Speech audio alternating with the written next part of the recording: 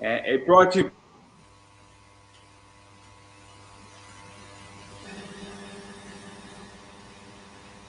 We're mixing this here to make.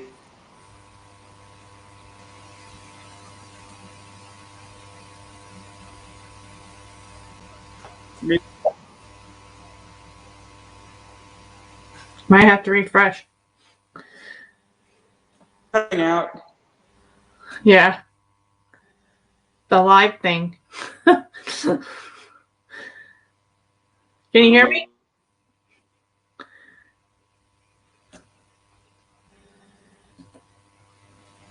This has to be.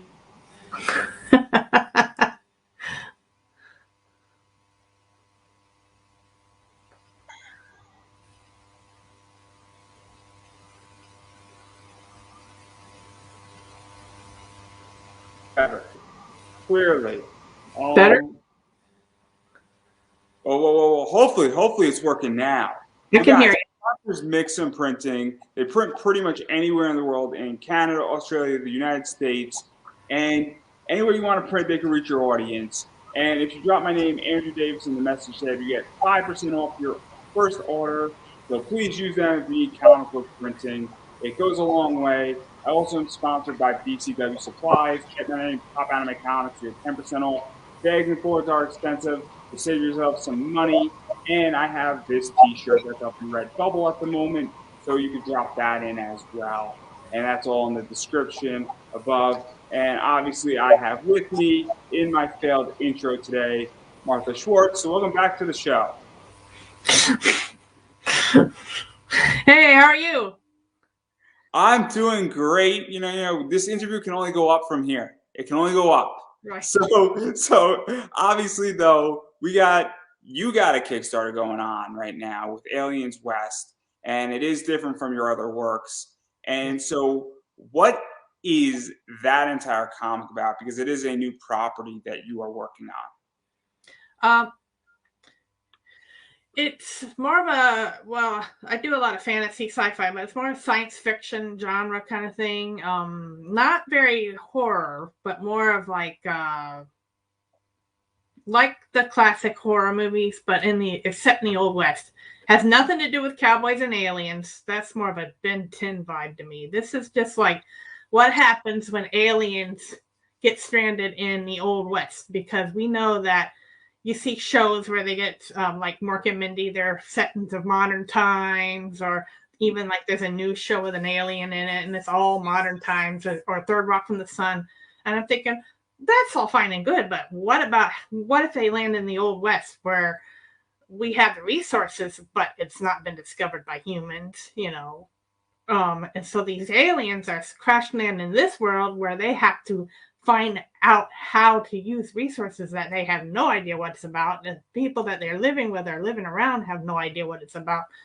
So, but this first issue is just the setup, where the aliens first come in and take over the story, and it's going to have a little bit of messages and meetings. It's got a little bit of Christianity into it, a little bit of working together as as a family, as a unit, kind of little innuendos in there. So I think a lot of people would like it. It's a good setup. It's a good starter. It's got a lot of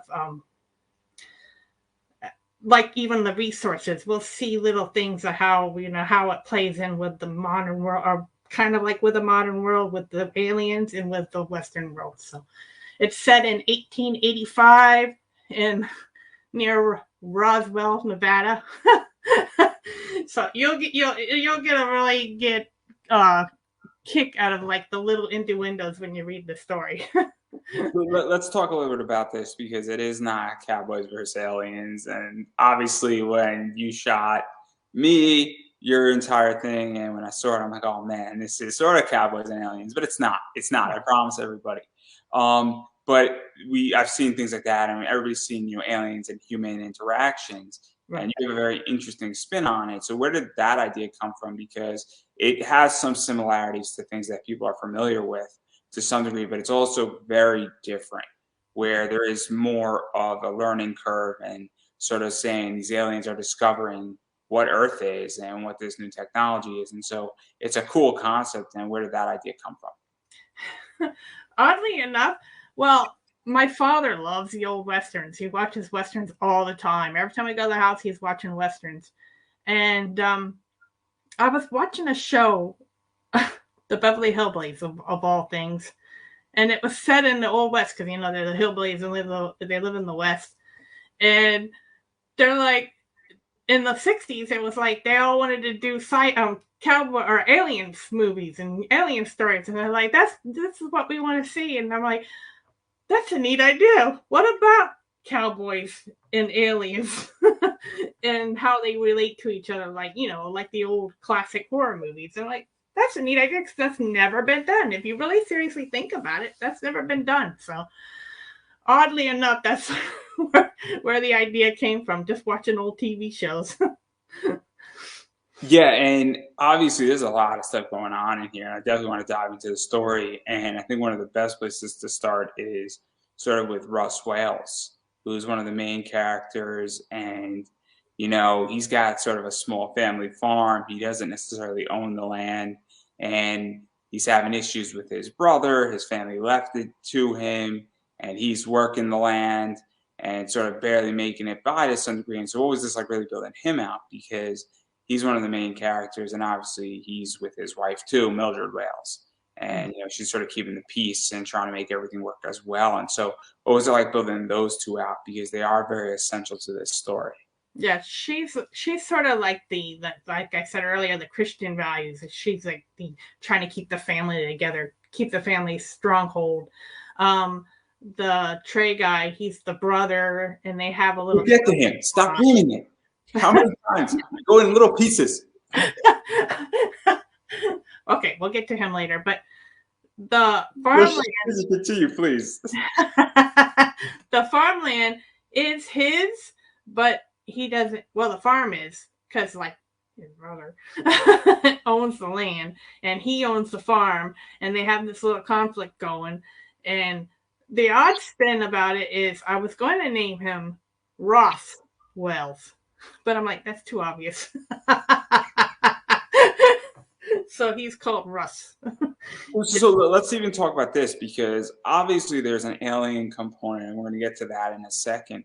But there is a lot of strife, and I don't want to say brotherly strife, but economic strife, taxation strife, political strife between Russ and Trey, his brother, because there's conflict about the land, there's conflict about taxation, there's conflict about ownership and advocating and influence, and a variety of other things that are going on that make it a very difficult political situation for Russ to manage and figure things out. And that in of itself, could be a very, very interesting story. And when I think of that conflict, I think of very much of Yellowstone in a lot of ways. And yes. So what was that like building this into this? Because that's just one layer of the story in a lot of ways. I find it very odd that like I started this story and I haven't even seen like the new 1886 or Yellowstone or something like that, but it goes to a lot of the same lines. If it makes you feel better, I am not caught up on season 4 of Yellowstone, so it's all right. All right, we're in the same boat here.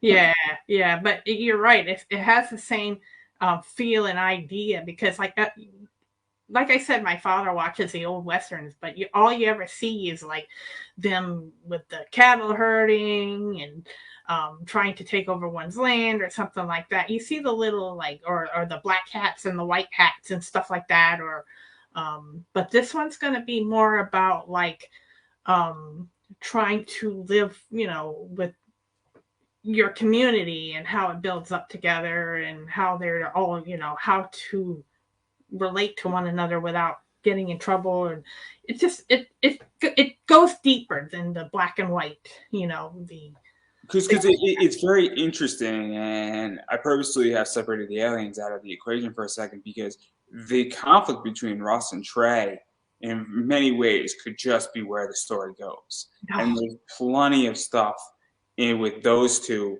that could be played out. There's plenty of stuff politically, and I don't think that's how I would write it. And obviously I'm viewing your world a little bit differently because I like to write that stuff. I feel like you're giving too many of my secrets away. it's very much very interesting because I think people can relate to that and they see that, and it's the idea that the same political debates that happened in the 1800s and 1885 haven't evolved much in our society. It's just different issues, but the same internal conflicts and family issues have been around for centuries. And I just find that part of this so interesting because that's one component. And then you dive deeper down, which is we get into the alien side of things. And now we have aliens involved as well. And that also further adds a second, third, fourth layer, not to mention that life is just hard out in the West. Yeah, exactly. And well, we'll be seeing a lot of introductions to like because of course they're in a spaceship, they get to see the spaceship. You're going to see a lot of interesting introductions on that and how they're going to are they going to meet the humans? What's going to happen when they meet the humans? It's going to have a little bit of a sad ending at the end of this first issue. I'm not going to give too much away, but it is going to be very cliche and very like, oh my God, I can't believe that happened. You know, there's going to be a big surprise at the end. So I hope this gets funded. You guys are going to love this story. I'm not kidding. Let's talk about cliche endings because I don't have a problem with cliche endings. I'm a huge wrestling fan and I love the predictable wrestling ending. Now, some people don't. I do. I like the way things end sometimes, and I don't have a problem with cliches, for lack of a better word. Sometimes they're appropriate, sometimes they're not. It just depends on if it makes sense. And so what is that like to sort of say, hey, you know, I'm following the tropes a little bit. I'm giving what people want because people sort of bitch about cliche endings. I think a lot of people are like, yeah, I kind of want it too. Yeah, but it still falls in the style of like Twilight Zone, where you're not going to expect this to happen, but you're going to know it's going to happen. You're going to have to get an idea, but it's like, oh, that came out of left field, so there's going to be a lot of surprises in it too. So, and then even to go further and backing out of the cliche ending, I am curious, and obviously you sort of have taken aliens, and there's been a lot of different versions of aliens that have been out there, and so he sort of had them looking like amoebas, sort of being very transparent, you know, sort of showing their internal organs a little bit. And what is that like? Because it is sort of a simplification of an alien, but they still look humanoid-esque, I guess, if that's a word, or like a humanoid, but they're transparent. You can sort of see their brains and things like that. And so what was that decision? Because it does show elements of their simplicity, but it also still has them being developed, if that makes any sense. yeah, well, I always see like I when I try to design the characters, I sketched so many ideas, and I'm thinking like, you know, the classic three-eyed monster, the purple people eater, stuff like that.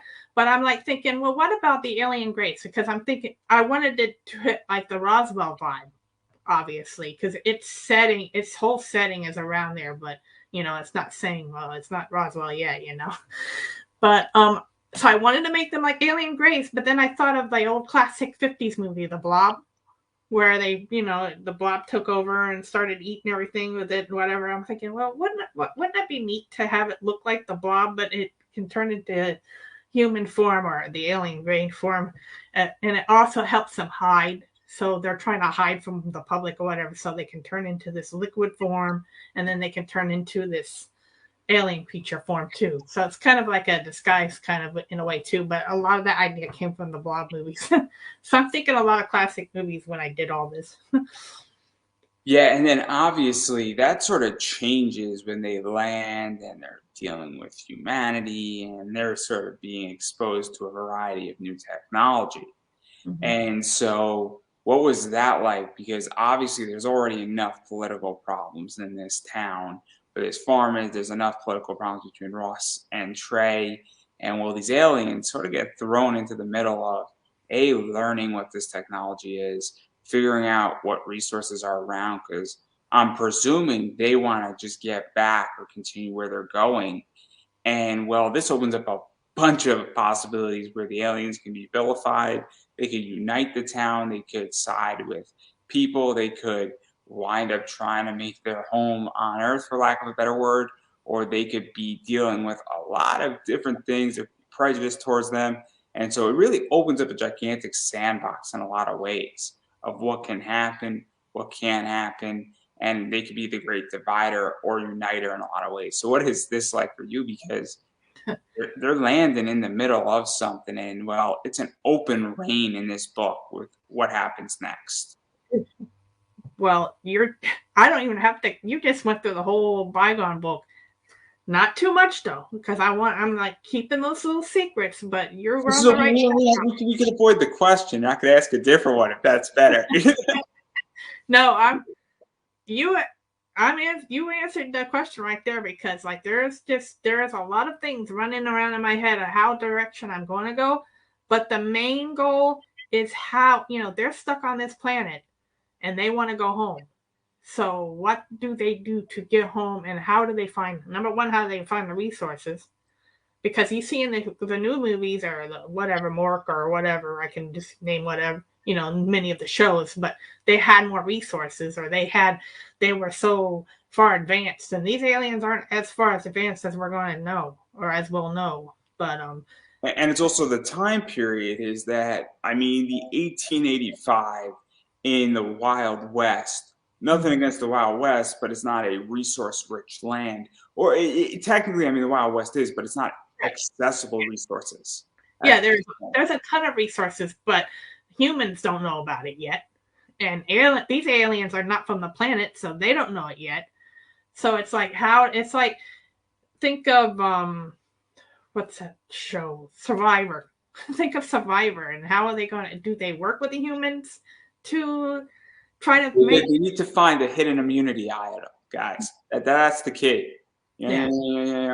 That's the key to this entire book. It will be. But this one is a setup, so I'm not going to go too far. We'll be talking about this later when book number hopefully book 2 comes out. I mean, you guys fun this one. Let's even go into some inside brass a little bit, because obviously I interviewed a lot of people in the comic realm, and I've done writing articles and other things, breaking down comics, manga, anime, wrestling. And sometimes when I write, something writes itself. Mm-hmm. And sometimes, you have an open sandbox and you actually have to steer the ship the way you want to steer it. And I've done both. And so I am curious about this, because this is very much an open sandbox world. And I sort of was, I guess, pre-emphasizing this in my last question, is this story writing itself, or are you steering a ship through so many possibilities? Because it is very interesting when sometimes a comic writes itself in a lot of ways. I'm working on a project that relatively writes itself and it has one direction. But there's other people who have comics that, like, legitimately, they can go in 15 directions and they could all work at the same time, and they pick one. And so I think like Ruben Romero with The Illusion, which is a good example of that, where that book could have gone in at least 3 or 4 different directions. Mm-hmm. And I think Ruben picked one. I don't think that book wrote itself. He picked a path to go down. And, that's just the way I interpret the book. And I could be wrong, but I don't think he minds me throwing an interpretation out there. Right. So what is that like for you with this? Is it more writing itself, or is it you choosing? Because there's a lot of stuff in play. It's both. I would say it's both, because it's going in one direction. The key is to have them, they want to get back. That's the main goal. They want to get back.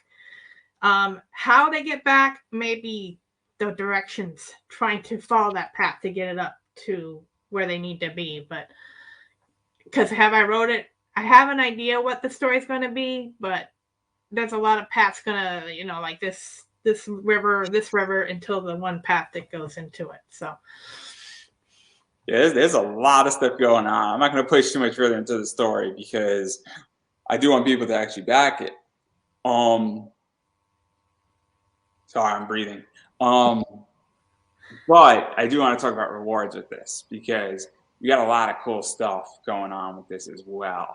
And so you obviously have the digital seed seekers, and we're going to talk about that in a little bit, because I am curious what's going on with that. I know you got stuff going on with that, but you also have that, digital. You have Aliens West digital. You have the physical copy of the book.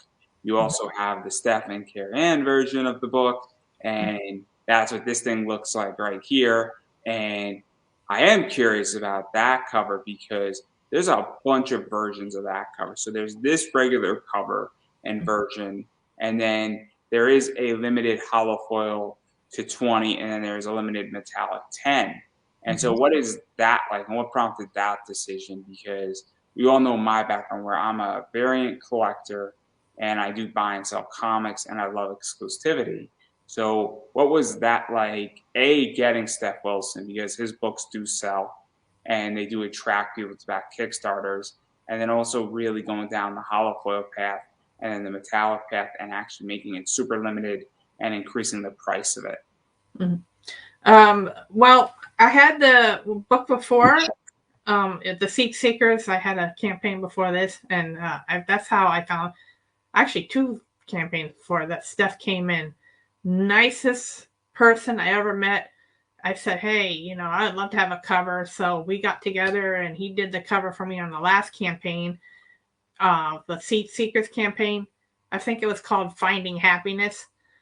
And when he did that, and then I asked, oh, can you do this one? Because, you're very talented and I'd love to have you on another cover. So, and I knew about the draw, so that helps a lot. That helps a lot. But even like a lot of people say, you're most of it too. So that makes me feel good.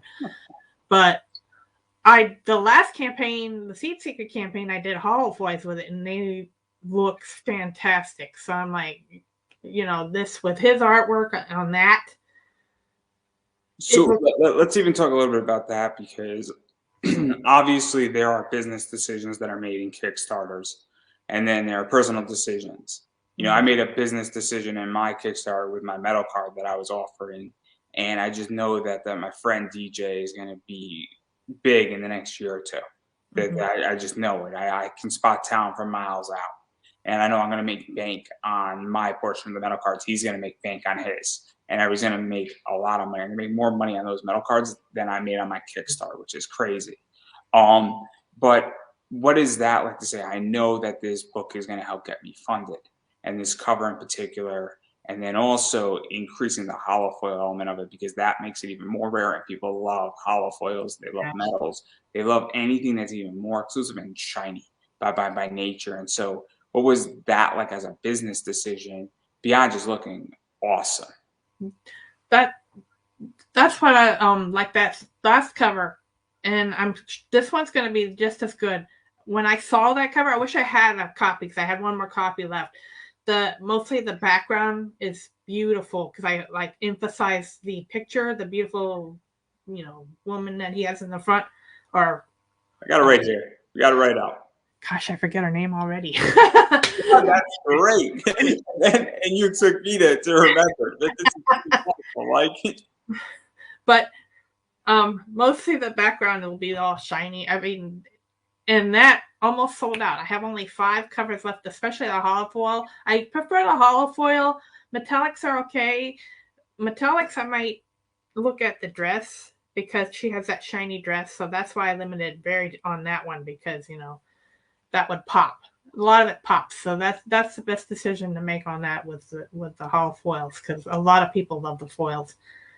I also had a coloring book one, but nobody's really going for that one. Steph gave me the permission to do the black and white to do a coloring book, but I don't guess nobody wants to color it. Yeah. This is sort of what it looks like a little bit, right? Yeah. And so let's even talk about this because obviously, exclusivity is king on Kickstarter. By nature, it's king in general and everything. But in particular on Kickstarter, I like when a book is limited to 150. I just picked up a 50 print run hollow foil from Big Dog Ink, Tom Hutchinson, and that book looks beautiful. Yeah. It is beautiful. And the only reason why I was mad at Tom is that I didn't get it fast enough. That was my only complaint because it is a beautiful book. And I mean, hollow foils are just beautiful. They look clean.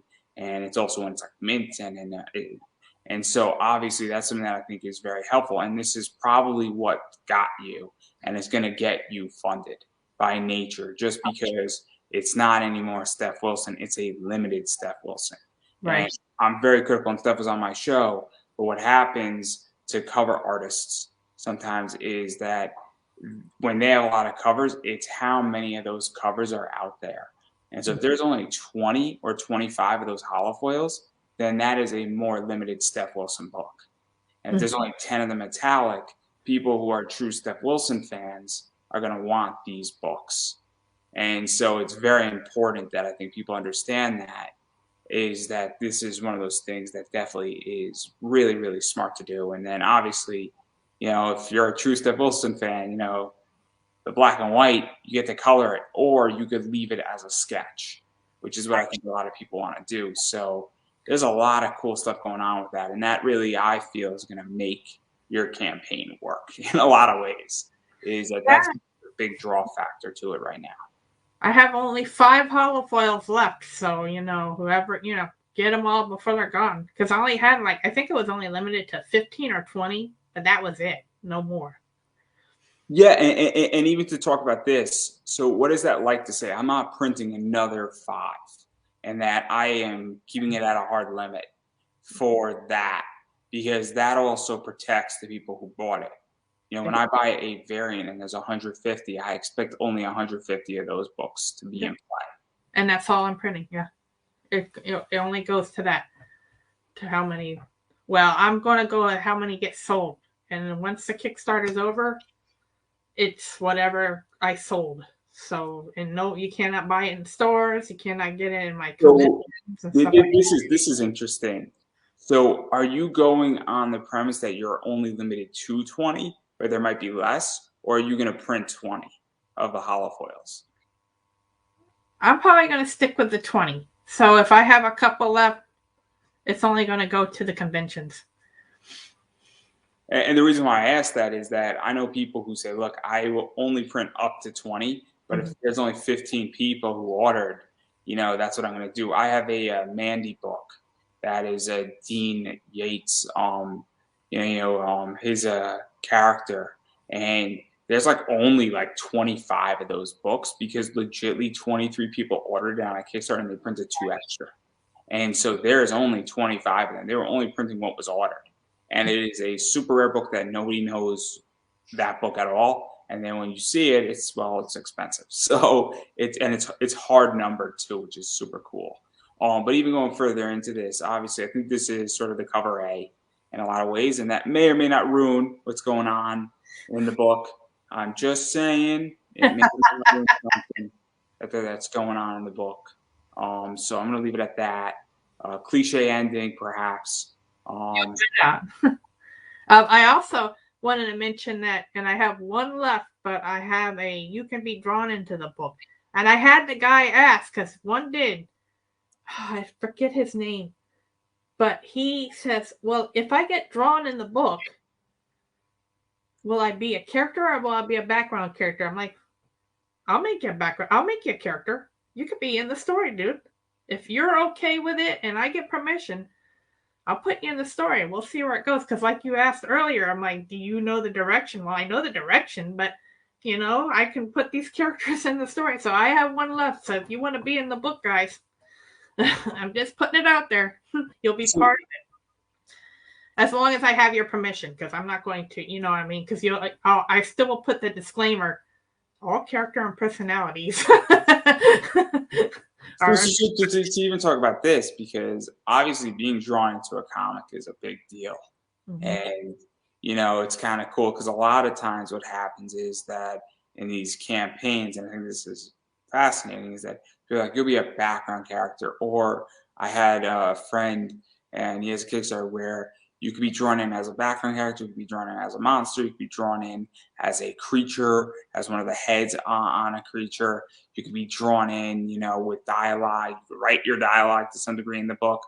And so you're saying, hey, I'll just throw you in as a character that actually has a component in the story. And that's kind of a cool thing, because I think it does make it a little bit different, because the drawn in tier isn't new. Everybody's done it in their campaigns. It's now a matter of you're saying, hey, I'll make you a part of this story in a bigger way. And that changes the game a little bit, I feel. Yeah. So this person's like, oh, yeah, I'm in. And I'm like, that's when it shot up. Well, whoop, but now it's staying. I think that's something that is very, very interesting, very different. And obviously, we're going to talk about seed seekers in a second here, but I do actually, and I'm curious because I just did my Kickstarter and I funded successfully, and I did okay with it, and it's basically what I needed and a little bit extra for some further infrastructure development. And I'm actually good probably till January of next year as far as finances, minimally, including when I add a podcast element into it, which is super, super helpful. And with sponsorships, I should be even good for a while. So I'm good for the next year, which is pretty much all of season 3, which is nice. But what is this like for you in Kickstarter? Because you've run a bunch of them, but Kickstarter, and I don't know if it's the norm where you go up in the first week, you do a little bit better in the second week, or you do pretty flat in the second and third week, and then you shoot up in the fourth week. Because I've heard stories where people have funded in the second week and then they've been flat for weeks 3 and 4. And I've heard a lot of different Kickstarter experiences. I've also heard that everybody's Kickstarter experience is different. So what has that been like for you? Because you obviously have a lot more data than I do. This is my 10th one. I found very weird, because this goes by so fast you don't realize how many you've done. This one I did ask for a little bit more, only because it covers the cost of the holofoils. They get a little bit costly after.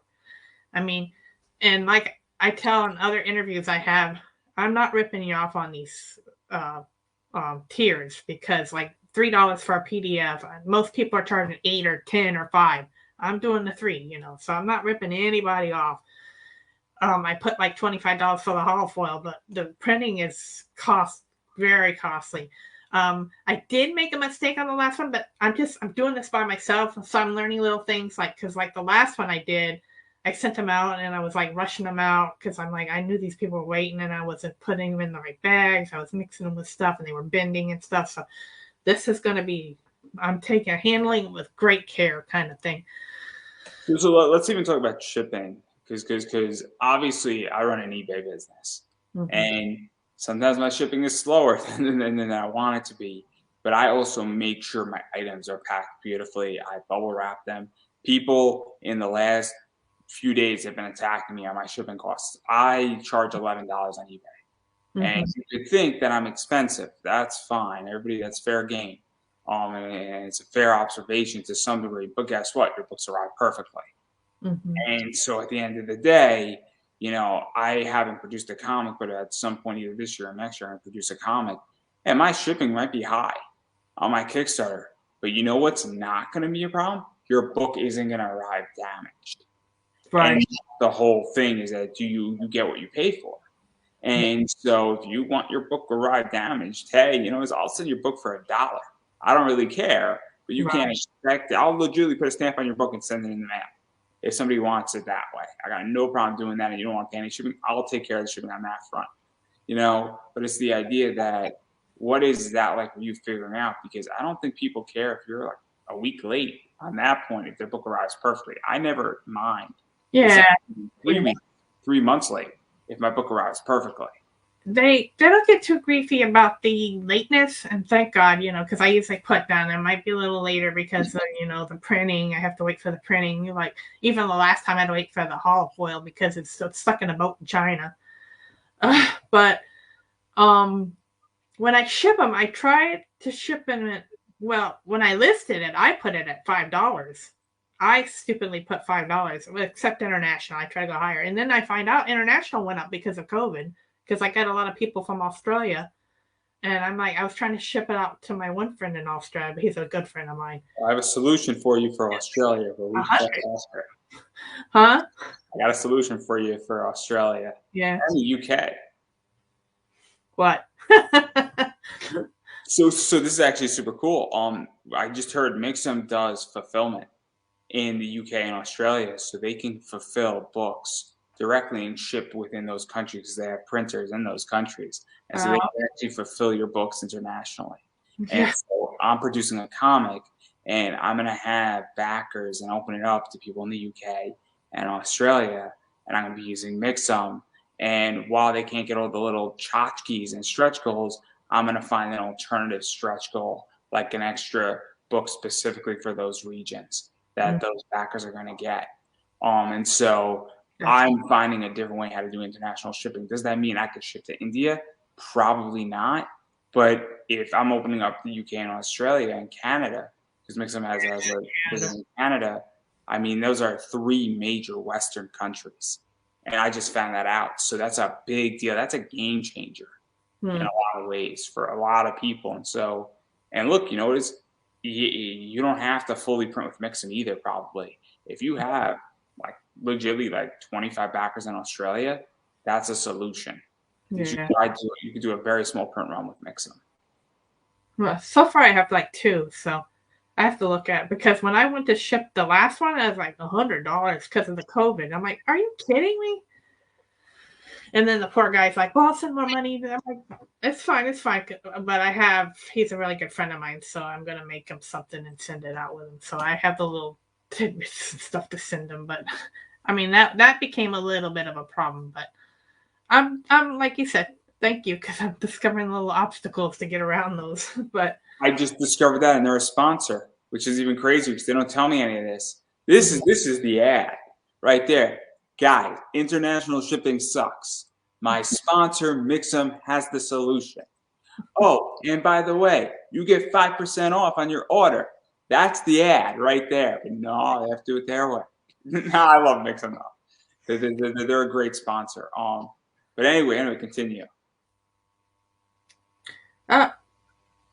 Well, what else were we talking about? Yeah, this is going great. But no, it's so because this is one of the things that I think is very interesting is going further into all the entire Kickstarter, because obviously you have a lot more data than I do, as I was stating.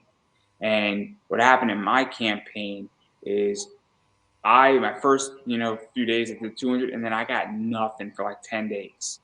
And then I started sort of bitching about a troll and being like, what the hell is wrong with the comic community? Just like everybody seems attacking. And then a bunch of people were like, oh, yo, man, what's going on, man?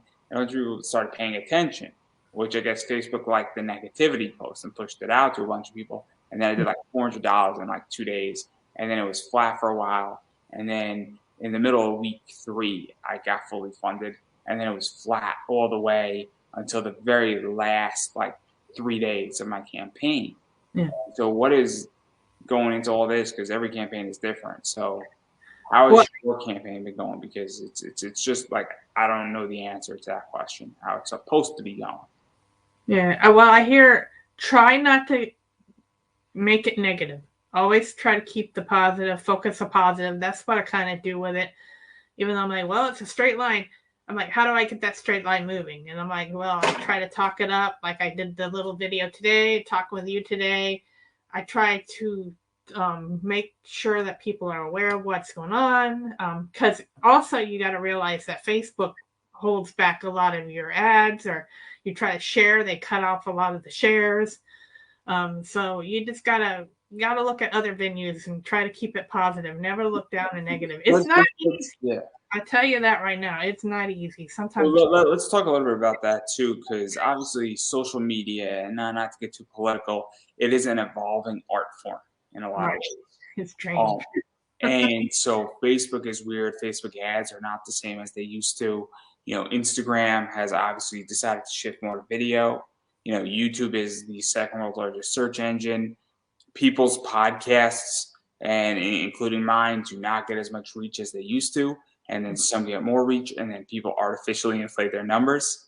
And I know a variety of shows that say they do X, but they don't, and they don't convert.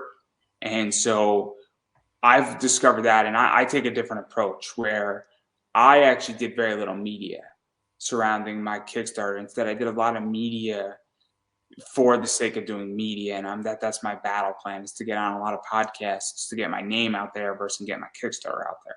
So I take a slightly different approach where I believe the name Andrew Davis, the name Pop Anime Comics, is worth more than my Kickstarter's name is worth. Because at the end of the day, if all of a sudden I build up a huge name where I drop something and somebody googles my name and then it gets associated, it will trickle down and be more like a funnel. And given the fact that social media and the way it's going, that's kind of my approach. And I did okay, but what has that been like for you? Because media has been a disaster. It's one of the problems I hear about all the time. And I think that's why a bunch of people wind up buying spots on my show, because getting media now is complicated. Mm-hmm. It, like I said, it's like to me it's draining. It's like hitting brick walls sometimes because of the fact that you're trying to get your stuff out there and share, and it's very limited because of the Facebook ads and stuff like that. So, like you said, trying to mix it up or trying to reach out to other venues or other things, it helps opening the doors without being, you don't have that limitations and stuff like that. So, but the big key is just keeping it positive. If you start saying, "Oh, you guys aren't looking at my stuff, and I don't think it's right," and "Oh, this is my bad thing," I'm like, "Oh my gosh, this guy's got 20 million people already backing him, and I'm sitting here as a poor lowly little artist. I'm going nowhere." I used to think that way, and I'm like, I can't do that no more. I always look at the fact that these other people are sharing my work. They're there supporting me. I even say, like my last post, I'm like, I want to get this funded, not for me. I want to get it funded for the people that are there supporting me because they want to read this. One girl even said, I want to see this so bad. And I'm like sitting there like, my direction, I have to get this funded because I want to do it for the people that are there already. And hopefully, Yeah, see, it's weird for me because I had Pat Shannon Ben Dunn back my project. mm-hmm. And so I was trying to get certain people to back my project. Mm-hmm. Just because it's kind of like I could be like, oh, I got Pat Shannon to back my project. I got Ben Dunn to back my project. Mm-hmm. And it's also cool for me because a lot of people who have already been on my show were like, hey, I want to back your project.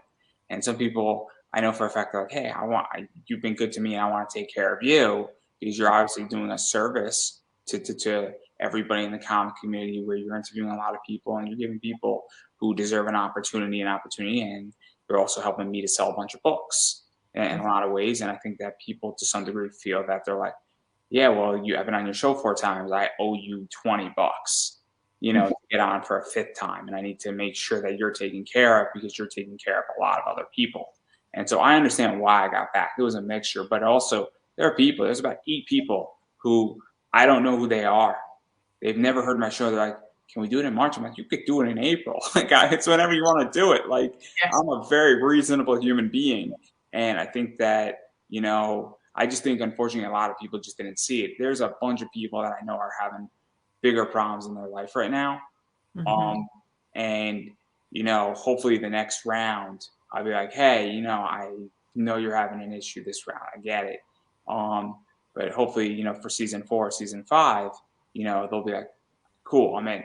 And Exactly. so, yeah, because like I said, I did 10 campaigns before, and there's sometimes where you see the same people come back, and then it's like, where are you at? Are you going to support me this time? And they're like, no, I have some issues going on. And those I kind of like. Sometimes you don't hear from them at all, but you got to sit there and think. You can't think negative. You just got to think that the door. You don't know what's on the inside of the door. They're probably going through a lot right now, or they might pop up and support you later. So I always try to, I put my nose to the grindstone and think of the positive. And even if I'm not going to say, bad things. So even if I don't get funded, it's always a good time to do it later. Maybe Aliens West is not the time right now. Put it out there again later, 4 or 5 weeks down the road, or put it on Indiegogo. I don't know, but I get that hope. But I still, again, I'm put my nose to the grind and I try to get it funded because of all the people that are there right now. yeah, it's tricky, and this is something that I've briefly spoken about on a few shows, but it took me 18 months to want to figure out how to do a Kickstarter. And because one of the reasons why is that there's the fear of failure. Yeah. And it's a big issue in a lot of ways. Because I was like, what if I fail? What does that do as far as my show? What does that mean? What does that mean as far as, public eye? And it was very, very weird going into it. And then, I was at about $540. I'm like, you know what? If I fail, it's probably not that big of a deal. Yeah. Because the campaign stays up there. It's still a good marketing tool. And I'll probably just punt it till next year and I'll go a different direction completely. And I'm sure I'll do fine. But I got funded still though. But I was saying to myself, you know, what if I don't? And it took me 18 months to get over that because I was like, hey, what happens if I don't make it? And what happens in this circumstance? And so it's tricky. And Kickstarter is a very, very, very complicated entity in Right. that front because it is terrifying in a lot of ways. And that's how I felt about Kickstarter. So, it took me 18 months to even say, hey, let's do a Kickstarter. Yeah. And I remember you had a little bit of a problem when you were trying to get it out the first time, but Yeah, they didn't like something that everybody does, and I've seen it on like 4 or 5 different campaigns, and since and where they didn't like my digital me selling a digital bundle pack of other creators that I have permission from, and I've seen that from other creators doing that. That's right. where the idea came from. I'm like, Yeah, I've seen it too. it's I actually put mine in some. it was whatever. I have a feeling that if I had 2 of my titles, and that what I would do is that there's 10 ways around it, but I'm probably never going to do that ever again. And I got better ideas for what I want to do. Yeah. So Yeah. I'm not really all that concerned about it, and my next project isn't going to require that. Well, they're getting a little tough now, Kickstarter, because like I remember when I put it in, I'm like automatically it's ready to go up, and now they have to wait 2 or 3 weeks because they have to look and investigate it because a lot of people took advantage of Kickstarter. So now, and it's understandably so that they're just going to look harder into them instead of just saying, okay, you get it right away. You can't just make a macaroni and cheese recipe and like that one guy and get $1 million for it. You have to really Yeah, go on. yeah, yeah. I think Kickstarter is getting tougher. I think Kickstarter is also getting more interesting, and it's going to be a very interesting world. And I am curious about how you feel about Kickstarter because Kickstarter has gone, I feel, in 3 directions. I feel Kickstarter has gone and maintained the idea that you're kick starting a project. So you have an idea, you might not have the funds to do the idea yourself, and you're asking everybody else to do something, then you all get a product in the end, which is what I think Kickstarter's intention was. It's also become now very much people say, look, I am a small publishing house, and this is paying the publishing house, this is paying the art, and this is paying every component of, or paying me back, or it's giving me seed money for round 2. And Right. then round 2 gives me seed money for round 3, and then Kickstarter 4 gives me seed money for round 4 or 5, or it allows me to get the trade paperback, and then I make my bank on the trade paperback with a little bit of a distribution on every single book. That's the second model, and then the third model is the preview order form, where people are like, look, my book's done, and I just need a distribution system, which is what I am in a lot of ways. I am a pre-order form, and I am a booking form, and that's what I've kickstarted. It is crystal clear what I am. And so how do you feel Kickstarter has evolved? Because it is a very different platform because it is all 3 of those things at once. I honestly think it's in a better direction than it used to be because and you see a lot of people using it now. Even the mainstream comics are using it now, which I find that very you guys are making enough money like Marvel. You find it icky, right? That's a good word. It's a good word because everybody gets that word, right? Yeah. I'm like, that's Disney. Come on, you got the money. What are you doing? I don't know how controversial you want to get, but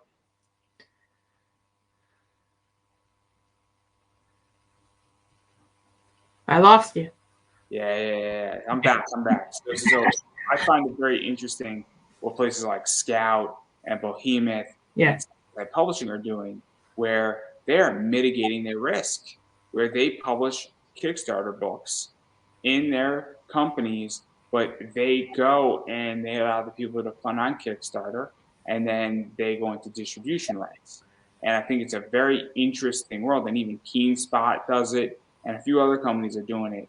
And that's a whole fourth model, is that if you know you're going to be in distribution to Scout, you're like, I'm going to go on Kickstarter first, take care of my Kickstarter people, maybe recoup some of my art costs, and then I'm going to have distribution on the back end of Scout. And that's a whole different ball game. And that's a fourth model that has emerged. And good on those companies for figuring out how to do that. Yeah. But it raises questions at the same time. And the questions it raises is that would Scout and those companies be willing to produce as many books as they could without Kickstarter or Indiegogo or any other crowdfunding platform? And that is an amazing question to ask all of the people who have those companies saying, are you that reliant on Kickstarter? And that's my only question to them. If I have any of those people who run those companies up on my show, that is the one question that we're asking. Because it's an important question to ask.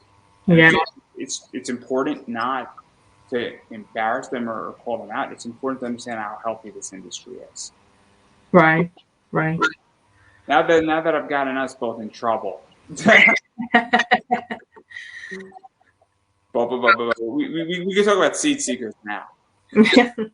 Good leeway. Completely going right into a much happier world. This is how we go. It's like Six Flags. You go up the mountain, and you go down, and you get to a different ride. Clearly, I transitioned just beautifully, straight up. Well, this Aliens West has nothing to do with seed seekers.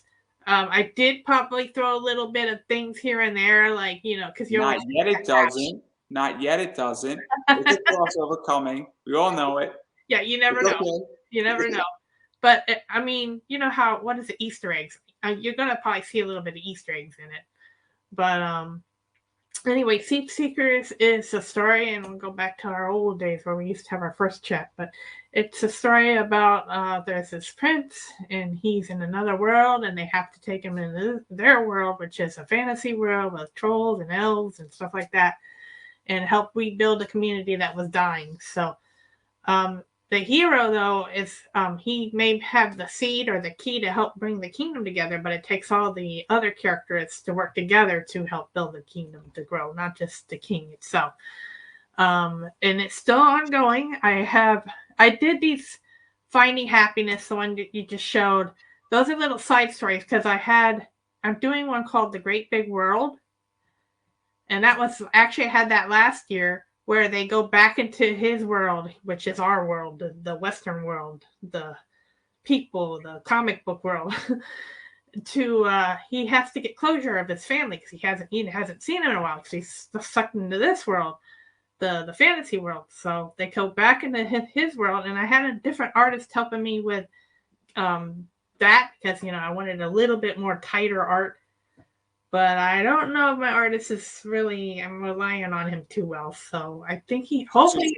Let's even talk about this, because what's cool about Seed Seekers is that you have a main story, and there's a big world that is being built out there, and it's been evolving every single issue and every single trade and every single campaign. But then you also have these side stories, and I kind of view it, and stop me at any point where I view it that it's kind of like a long RPG game, but then in the RPG game, you can go on some side quests. Or in a video game, you have a mission, but then you can do some side quests to get like a cool item, or get a cool new weapon in the game, or a cool new magical spell, or just have a fun time doing this side quest that you need to get done. And that's what these, Finding Happiness and things of that nature. And it just enriches the world, but you don't need it in the world completely to understand and Yeah. So what is that like? Because it adds to the world. It gives more to the true fans, but it doesn't detract away from the main story. Yeah, it's more of a character development, and because, like I said, you got the prince and stuff like that, and you kind of will understand his story. But what about the other characters, and how do they relate? What do they have in their insight to help him grow? And how do we learn from each other? Because, I like to read. I like to, think of fantasy stuff like this. And then you have a person who's all mathematical and, creative that way. You have so many different talents out there. So that's what's going on with these is you're going to learn more about the different characters and how they relate to help this king and help the world we built from that. So that's why those little side question stories like that.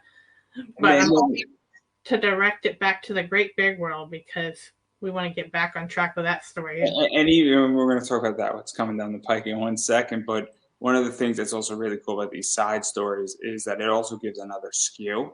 And it also gives the idea that a lot of companies do one shots.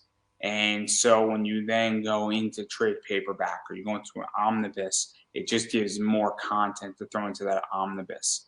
Zenoscope, I'm a big Zenoscope fan. They have one-shot books. And so they might have an Oz Tale, for instance, and they have 5 issues, but then they throw that one shot into the back of the as a 6th issue, essentially, and then it expands the graphic novel, for instance.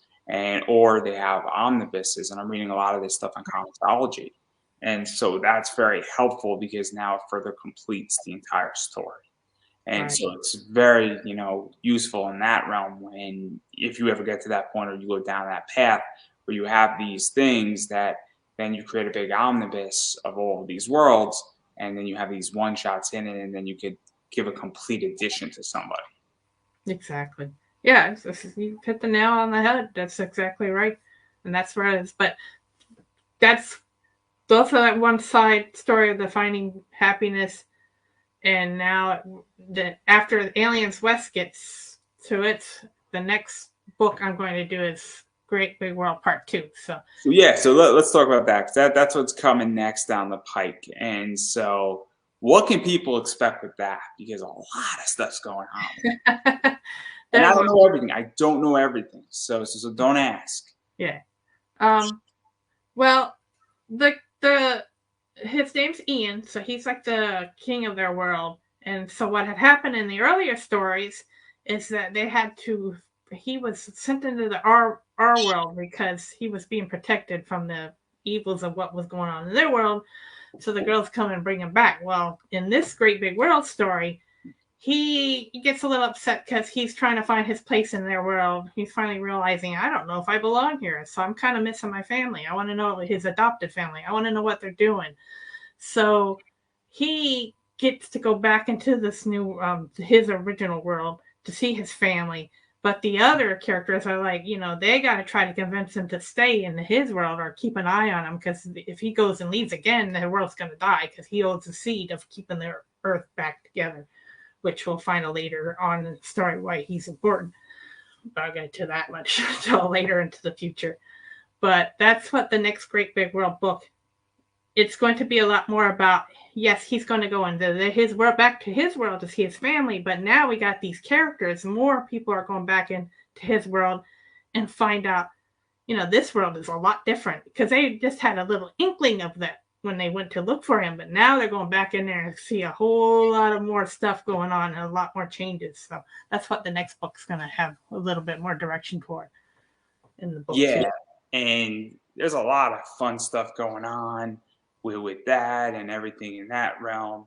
And so very, very, very cool to that degree. And I don't want to ruin too much of what's about to happen with Seed Seekers and the Great Big World Part 2 and everything in there. But I'm sure that it's going to be, because I've read parts of Seed Seekers, and it's going to be fun. That's all I'm going to say. It's going to be brightly colored. It's going to be very, very interesting. And I'm sure the Prince/King now is going to have a somewhat happy resolution. We can only cross our fingers, right? Yeah, you guys keep with me, because you're going to find out for a lot of great surprises coming down the pipe on this story. So Seed Seekers is not forgotten, but it's going to be coming, and just like Aliens West, it's got a whole bunch of stories coming, but it's going to be one great story in the end. And so obviously I'm not going to push too further. But I do want to talk about a few things that outside of Kickstarter and Aliens West and Seed Seekers. And I am curious how you view COVID and cons, because things are still up in the air with conventions and also trust and a variety of other things. And obviously I live in Connecticut, and I don't think I'm going back to a con ever again. Just on a business level and on a personal level. And I am doing more than I've ever wanted to do in comics outside the con scene, and I find it a lot less cluttered for me to make connections and do interviews and do efficient work. And I could devote more time to actually writing or booking an interview instead of having to figure out how I'm going to go to a con and build out a panel. And so I'm curious how you feel about where cons are going, and even COVID, and how things sort of have shifted a little bit, if at all, in your world. Well, in Florida, I find it odd. Like, they had MegaCon here, and I went last year, and I was surprised that and it was COVID was still hot and strong. This was before the Omicron one came out, and there was a lot of people there. The new Transformer. Huh? The new Transformer. Omicron. Yeah, that's it's a bad joke. It's gonna get me canceled. No. Without saying there's another one coming down. I don't even know A, B, C, D, E. But and there was a lot of people at that convention. So, but as far as advantages of it, I think there's some, for as a comic book seller or artist, there's some good advantages of it. I see a lot of the same people.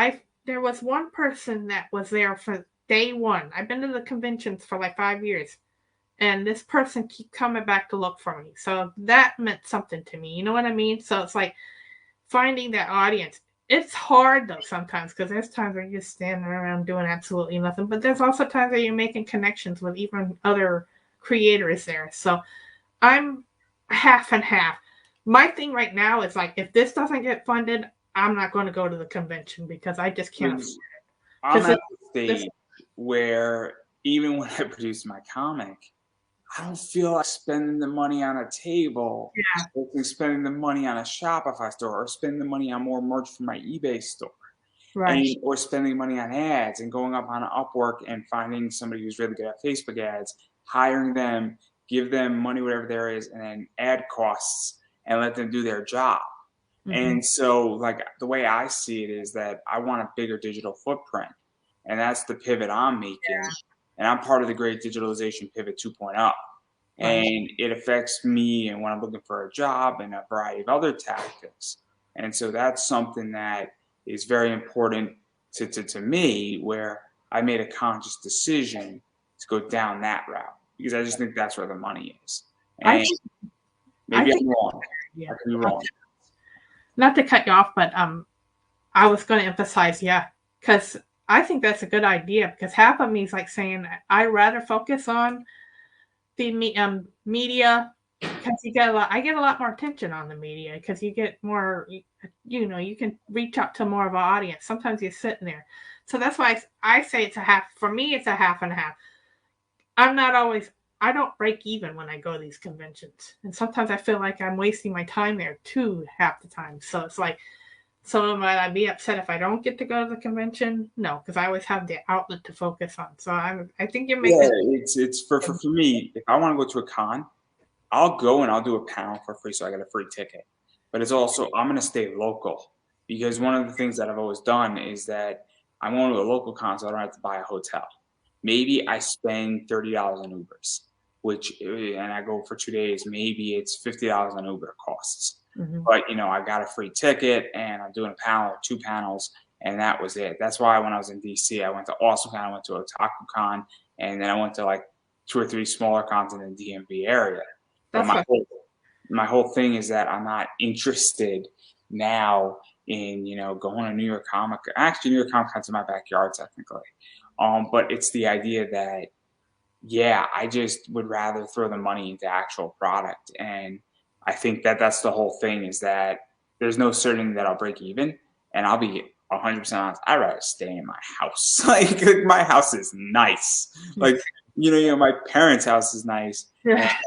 I could order Starbucks and run a Facebook ad and sell books in my house. It's like, it sounds kind of crazy, but that's how I feel. So. Well, to even stem from that, if I had to do a con, or if I had to pick a con, I'd rather do the smaller conventions. I'd rather go to comic book stores, because I'm like, you get more of a one-on-one, and they're not looking at like anime tables and cosplayers or anything like that. They're looking at comic books in general. You know what I'm saying? So this is how I feel about smaller cons, is that, so I was at a con and they had Scott Lobdell there. And I'm talking about Generation X with Scott for like 30 minutes. And I love Generation X, like the old Generation X. Right. And it was fascinating because I brought him an old foil cover book's worth $1. It looks cool. And he's like, oh man, I haven't seen this in like 10 years. And at a bigger con, you can't do that. And so from a fan perspective, I love smaller cons. I love the fact that they're cheaper to get into. I love the fact that it's about comics. They also have, fun deals. And then also I discover talent where I discover up and local talent, and I discover talent that's sort of tri-state area that might not get as much attention at a bigger con. I'm like, yo, what book do you recommend? And I'm like, oh, this was awesome. And that's how I feel. So I agree that, you know, if I produce a comic this year, next year, whenever it is, I'm not going to do smaller cons first. Hey, I might even do a flea market. Yeah, Yes. yeah. You know what it is? I want to go to places that don't have things. I'll do a wrestling show, because at a wrestling show, I'm going to have zero competition, and I will build covers exclusively related to my book with wrestling on it. So somebody's like, oh man, this is kind of cool. It's a comic book. It's $4, no problem. And I'll sell a fuck ton books. And that's the name of the game, right? Is to sell books and sell a lot of them. So that's what I want to say. That's funny that you mentioned that, because like I don't want to get too heavy into it, but that's another thing I'm looking at. I want to make a book about, well, I made a book about Owen Hart. So I'm trying to do wrestling comics too, because I had one with Owen being like imagine Owen with Phantom of the Opera. I'm not gonna give too much on that, but I did that story back in 2000, and I never finished it. And I even had the whole Bret Hart and Vince McMahon angle. It's a really good story. I'm like, and I never finished it, but I always had that. I wanted to do that, and then I had one about China. I wanted to do one about China. Well, I would ask if X-Pac is in it, but that might get a little too. Yeah. Well, it's not going to be called China, but you know. Anybody who's a wrestling fan just got that joke. Anybody who's a wrestling fan just got the joke, and you don't need to go any further into that joke. It's one night somewhere. Let's leave it at that. Yeah. But I have a cover that at some point Steph Wilson's going to do for me, and he doesn't have to, but I would like him to do it. And but I'm not going to let anybody know what that plan is. But obviously, we've been talking for a little over an hour, and I do want to give you a chance to promote yourself. So where can people find you? Where can people find you on social media? Facebook, Twitter, Instagram? Where can they find Seed Seekers? Where can they check out your website? Where can they check out the Kickstarter? And where can they pick up your comic books, prints, arts, commissions, anything that you sell? Hold on. Oh, I don't have paper. I should write it down, because the thing is like, it's hard. Hold on.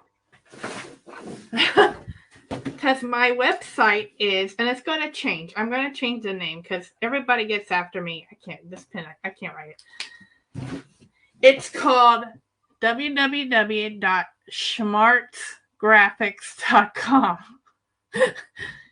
My name, basically, SCHWMARTZ, graphics.com. So that's my website. It's not really updated. I want to hopefully get it updated soon, because with me and my art, I just don't have time to even catch up half the time on that. But that's my website. So a lot of it's Schmartz. You go to Facebook, you look under Schmartz, SCHWMARTZ. That's my Facebook.